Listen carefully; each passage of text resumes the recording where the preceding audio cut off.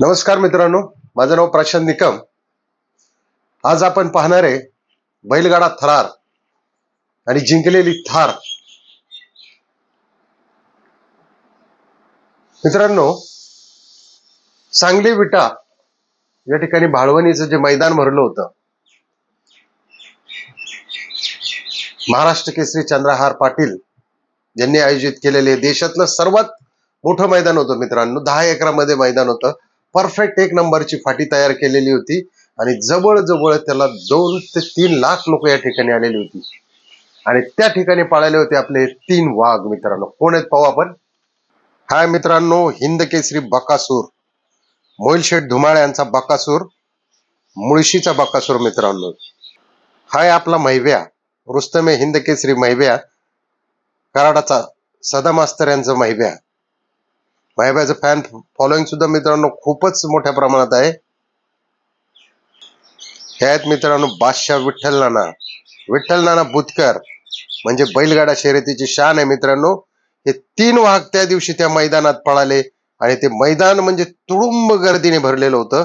तुम्ही पाहू शकता, ही गर्दी खूप मोठ्या प्रमाणात गर्दी होती. 2 ते 3 लाख लोक या मैदानासाठी होते आणि या लोकांमध्ये पळत होता जो महिव्या आणि बकासूर.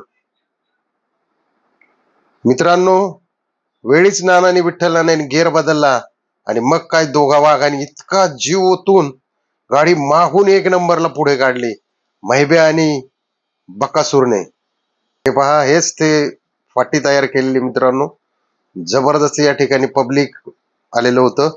पूर्ण महाराष्ट्रातून, महाराष्ट्राच्या बाहेरून या ठिकाणी गाड्या मालक आले होते. तब्बल 200 गाड्या मालकांनी याच्यामध्ये सहभाग नोंदवला होता. या मैदानासाठी सदा मास्तर रेटरेकर यांनी सांगितलं की त्यांनी महिव्याला जवळजवळ तब्बल 3 आठवडे ते 1 महिना आराम दिला होता आणि त्याचा सराव नित्यनेमाने चालू होता या मैदानासाठी. कारण हे देशातलं सर्वात मोठं मैदान होतं. या ठिकाणी थार गाडी गिफ्ट होती पहिल्या नंबरला आणि दुसऱ्या आणि तिसऱ्या नंबरला ट्रॅक्टर होते व त्यानंतर मोटरसायकल होत्या. कारण हे असं मैदान आजपर्यंत कुठेही संपूर्ण देशात असं झालं नाही. हे मैदान आपल्या चंद्रहार, महाराष्ट्र केसरी चंद्रहार पाटील यांनी याचं नियोजन केलं होतं, आयोजन केलं होतं. मित्रांनो, खूपच जबरदस्त झालं होतं आणि सदा मास्तरांनी मोहिल शेठला पण सांगितलं होतं की तुझा पण बैल जरा 15-1 दिवस त्याला पण आराम दे, आपल्याला मोठं मैदान जिंकायचंय. आणि मोहिल शेठनी पण ते त्यांचं ऐकलं. हेच मित्रांनो मोहिल शेठ धुमाळ.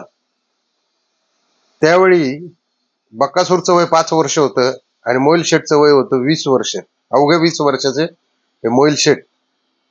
त्यांना विचारलं असता बकासूर हे नाव कसं पडलं, त्यावेळेस त्यांनी सांगितलं की नारायणपूर मध्ये ज्या ओपनच्या बैलगाडा स्पर्धा होत्या त्याच्यामध्ये प्रवीण घाटे यांनी ज्यावेळेस बकासूर पळायला आला, त्याला सरपंच नाव होतं, पण ज्यावेळेस तो पळायला आला त्यावेळी त्यांनी नाव ठेवलं की आता मुळशीचा बकासूर पळायला आलेला आहे, म्हणून त्याचं नाव बकासूर असं ठेवण्यात आलं. मित्र, आणि नुकताच आपला हा पिक्चर पण रिलीज झाला होता मित्रांनो, मुळशी पॅटर्न.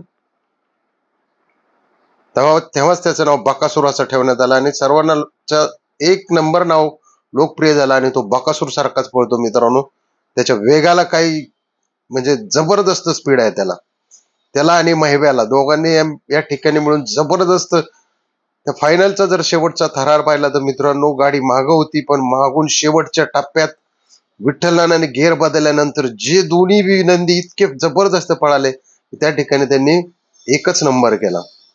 आता 1 नंबर आल्यानंतर मित्रांनो, थार माझी का तुझी, ह्यात मोहिल शेठ म्हणायचे मला पाहिजे, सदा मास्तर म्हणायचे मला पाहिजे. याच्यात मित्रांनो यांचे 4-5 दिवस असेच निघून गेले. कुठलाही तोडगा या ठिकाणी निघत नव्हता. सदा मास्तर म्हटले, मी सदा मास्तरांना पाटलांनी समजून सांगितलं की असू द्या, त्यांना गाडी देऊ आपण. पण सदा मास्तर यांनी सांगितलं की मी महिब्याला उत्तर काय देऊ. या एका प्रश्नाने फक्त पाटलांनी या ठिकाणी त्यांच्या कोर कमिटीची, म्हणजे त्यांची जी कमिटी आहे चंद्रहार पाटील, त्यांना त्यांच्याशी चर्चा करून मित्रांनो अक्षरशः दोघांना 2 थार यांनी दिलेल्या आहेत. ही देशात घडलेली पहिलीच घटना आहे मित्रांनो. या थारच्या 2 रिसीट त्यांना, आणि मागे पहा या 2 थार आहेत त्यांच्या. या 2 थार अक्षरशः दोघांना एक एक थार त्यांनी या ठिकाणी गिफ्ट दिलेली आहे. शोरूमच्या बाहेर या ठिकाणी चावी देताना चंद्रहार पाटील महाराष्ट्र केसरी, विजयाचा जल्लोष करताना मोहिल शेठ मास्तर, सदा मास्तर रेटरे, अत्यंत अटीतटीतून मित्रांनो हा विजय माहिबे आणि बकासूरने खेचून घेतलेला आहे या ठिकाणी. त्याचं श्रेय विठ्ठल नानाला पण जातं मित्रांनो. तेव्हापासून ते सुद्धा रुस्तम हिंद केसरी ड्रायव्हर झालेले आहेत विठ्ठल नाना. तर मित्रांनो ही होती आज या 3 वाघांची लढाई मित्रांनो.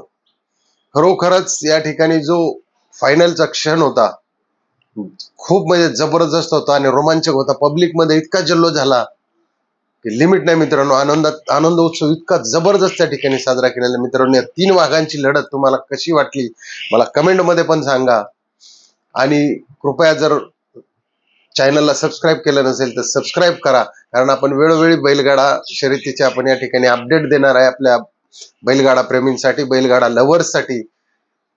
आणि लाईक करा, शेअर करा. जय हिंद, जय महाराष्ट्र, जय बैलगाडा शर्यत.